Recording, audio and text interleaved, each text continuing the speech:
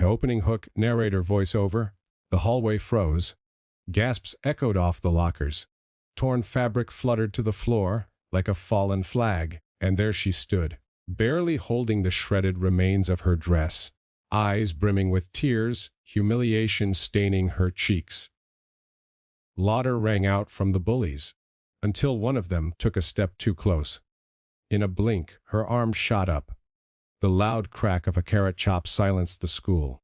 And just like that, the girl nobody noticed became the girl nobody would ever forget. Her story begins when Maya Padel stepped into Roosevelt High for the first time. Her heart pounded louder than the school bell. She was new. She was quiet. She was different. Her brown skin, thick accent, and hand-stitched clothes from India made her a walking target in a school obsessed with fitting in. She clutched her books like a shield and kept her eyes low, hoping to survive the day without drawing attention. But in high school, silence is often louder than words. And bullies, they can smell fear.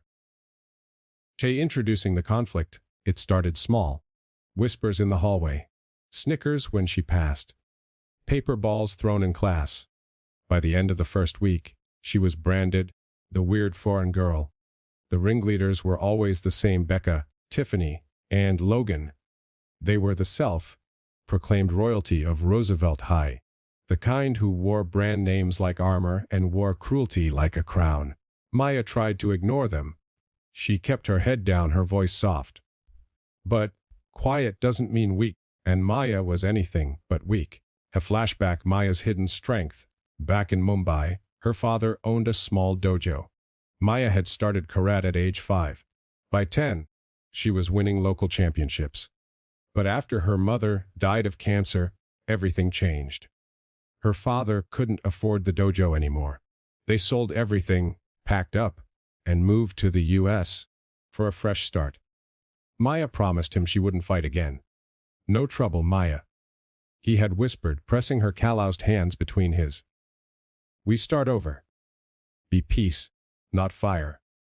And she tried. She really, really tried. Trade the breaking point. But you can only stay silent so long when people keep trying to shatter you.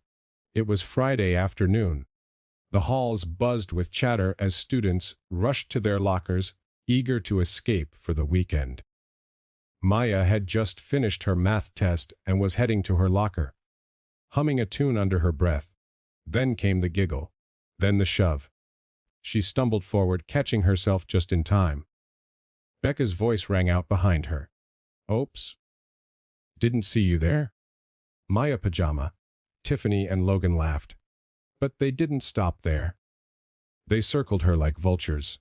You know, Becca said, twirling a lock of Maya's braid around her finger. This dress is Sue last century. Maya swallowed. Please don't. But the plea only fueled them.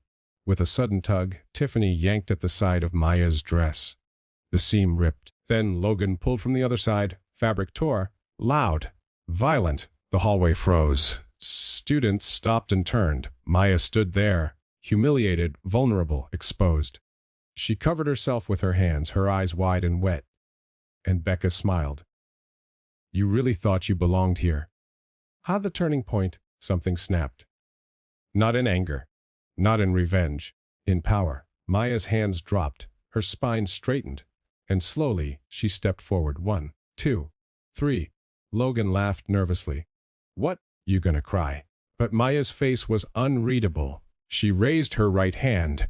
Her body twisted. And with one swift motion, THBACK! Her palm connected with Logan's jaw. He hit the floor, stunned. Gasps exploded through the hallway. Tiffany lunged at her. Maya spun low, graceful, and swept Tiffany's legs out from under her. She crashed down with a grunt. Becca stood frozen, face pale. You're crazy! But Maya didn't move toward her. She didn't need to. Becca turned and bolted. Silence fell. Everyone stared. Maya calmly picked up her torn fabric, wrapped it around her waist, and walked straight to the principal's office. At the aftermath, the story spread like wildfire. By Monday morning, she wasn't the weird girl anymore. She was the warrior. Her locker was covered in sticky notes. "You're amazing." "Sorry I laughed." "Thank you for standing up." Even the jocks nodded in respect.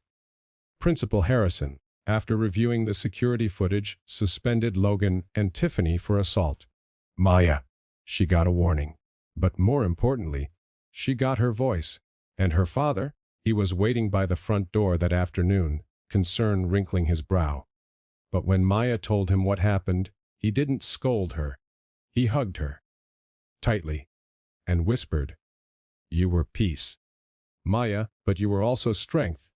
Had the transformation, weeks passed. Maya joined the school's martial arts club. Students began approaching her not to mock, but to learn. "Can you show me that move? Do you teach girls how to defend themselves?" She held free self-defense classes every Friday in the gym. Even Becca, after a long silence and a very shaky apology, showed up one day. "I was awful to you," she muttered, eyes lowered. "But if you're still willing, I want to learn." Maya paused, then nodded. Because strength isn't just knocking people down, it's lifting them up. Even the ones who once tore you apart. A closing message narrator voiceover. In a world that tries to make you small, sometimes silence isn't strength. Sometimes strength is standing tall. Bloody, bruised, broken maybe, but unafraid. Maya didn't fight because she wanted revenge. She fought because no one else should feel powerless like she once did. So to every kid hiding in the shadows, your voice matters, your strength is real. And when the world tries to rip you apart, don't just stand there, rise. Comment, screen. If this story moved you, share it with someone who needs a reminder of their strength. Subscribe for more emotional true stories that inspire courage, growth, and power. Fembuli no more fi kirai girl, fe emotional story, fek mayati warrior fe real strength.